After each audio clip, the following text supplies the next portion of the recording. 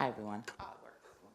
So, first of all, I hate PowerPoints. Did that for corporate for I don't know how many years, so I'm not going to be really following this thing right here.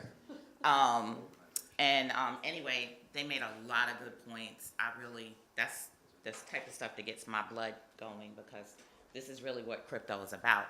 If you read what Bitcoin was created for, you would know this is what crypto is about. It's about being able to have options in terms of conducting commerce, trade, whatever, small business, big business, whatever.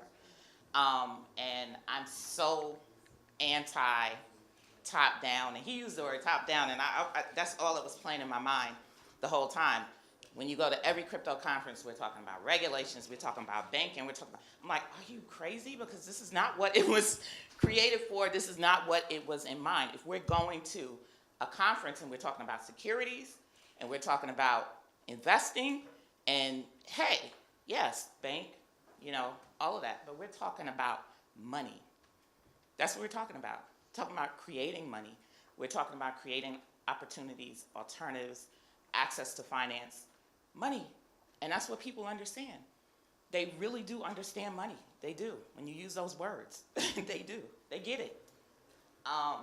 So anyway, small business and mass adoption. I grew up in Brooklyn, which I would say is probably the most, well, back then, I don't know what it is now, was the most diverse place on earth, especially when it came to small business.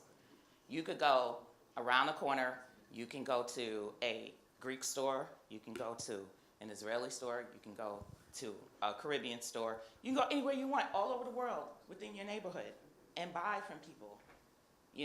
That's small business. And that, I think that growing up, you're shown the things that could potentially work in your world.